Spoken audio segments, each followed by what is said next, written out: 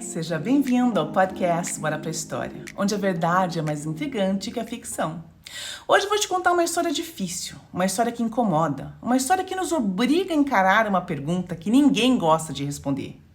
Uma criança pode ser capaz de matar? Essa é a história de Carly Madison Gregg, uma adolescente de apenas 14 anos que chocou os Estados Unidos ao matar a própria mãe a tiros dentro de casa, tentar assassinar o padrasto e planejar o assassino de um colega da escola. E antes que você pense em um surto, um acesso de raiva ou em um momento fora do controle, eu preciso te dizer uma coisa muito importante já logo de cara. Esse crime não aconteceu por impulso. Oxford, no Mississippi, é uma cidade universitária pequena, tranquila, daquela onde as pessoas ainda acreditam que coisas horríveis só acontecem em outros lugares. Ruas calmas, casas comuns, famílias aparentemente normais. Foi ali que Carly morava com a mãe, Ashley Smile, e o padrasto. Ashley era descrita como uma mãe presente, preocupada e envolvida com a filha. Ela sabia que a filha tinha dificuldades emocionais e tentava, dentro do possível, acompanhar tratamentos, consultas e medicações. Porque Carly não era uma adolescente comum. Desde cedo, Carly apresentava problemas sérios de saúde mental. Depressão, ansiedade, uso de medicação psiquiátrica.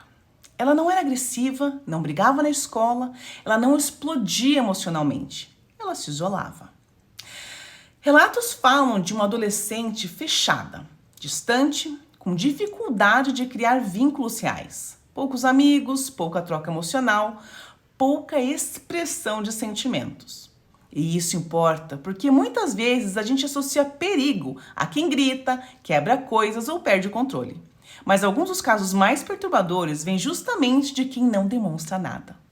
No dia 19 de março de 2024, Carly já estava em casa com a mãe. Em alguns momentos daquela tarde, Ashley descobre que a filha havia fumado maconha.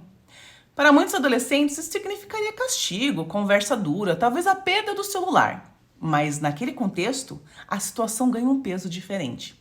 Ashley repreende Carly. Há uma conversa séria. Existe a possibilidade de punição. E segundo a investigação, a chance real de que Ashley contasse ao padrasto.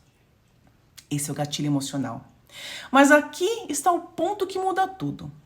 Carly não reage durante a discussão. Não há gritos registrados. Não há luta física. Não há disparo imediato. O que vem depois é silêncio. Depois da conversa, Carly se afasta. Ela vai até o local onde a arma da família era guardada. Uma arma real, carregada, de fácil acesso. Ela pega a arma e volta. E então atira na própria mãe. Ashley morre dentro da própria casa, sem chance de defesa. Esse intervalo, esse espaço de tempo entre a repreensão e o disparo, é o que transforma completamente a leitura do caso. Não foi reação imediata, não foi explosão emocional, foi decisão. Se o crime tivesse terminado ali, ainda haveria espaço para discutir colapso emocional, arrependimento ou choque. Mas ele não termina. Após matar a mãe, Carly não foge imediatamente. Ela não liga pedindo ajuda, ela não entra em pânico. Ela espera. Espera o padrasto chegar em casa. Ela sabe o horário. Ela sabe por onde ele entra. Ela sabe o que pretende fazer. Quando o padrasto entra na residência, Carly atira novamente.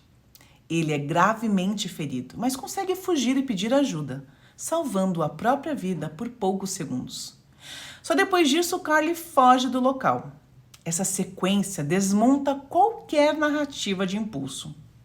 A continuidade, a coerência de ações, a intenção clara. Durante a investigação, a polícia analisa o celular de Carly e encontra algo ainda mais perturbador. Carly havia combinado um encontro com um colega de escola para aquele mesmo dia. As mensagens indicam que ela pretendia matá-lo. Esse detalhe muda tudo, porque agora fica claro que a violência não estava limitada ao conflito com a mãe. Ela já tinha ultrapassado essa fronteira. Se o padrasto tivesse morrido, se ela não tivesse sido interrompida, o número de vítimas poderia ser maior. Carly é localizada poucas horas depois. As imagens da adolescente algemada se espalham rapidamente pelos Estados Unidos. não por resistência ou descontrole, mas pela frieza. Ela não grita, não chora, não parece em choque. O estado de Mississippi permite que menores sejam julgados como adultos em crimes de extrema gravidade. E foi isso o que aconteceu.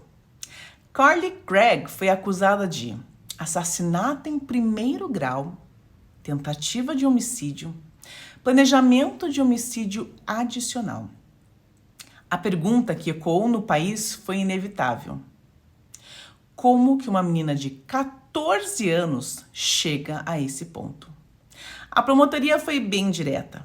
Houve planejamento, houve consciência, houve tentativa de continuidade criminosa.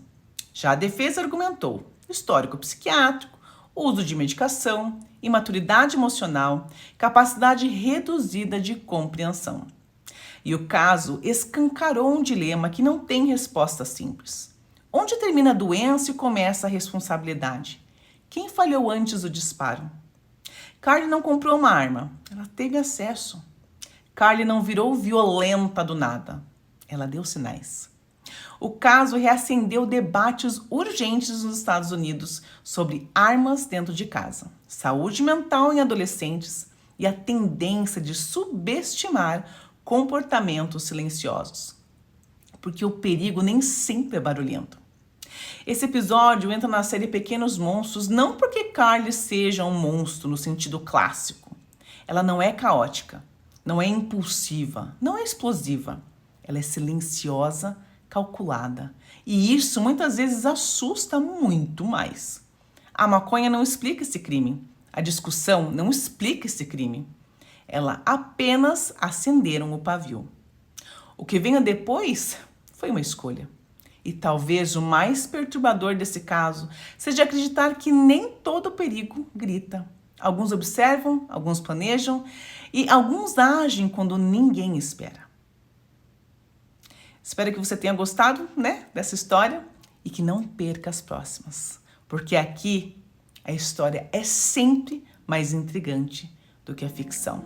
Beijo, gente, e até a próxima. Tchau, tchau.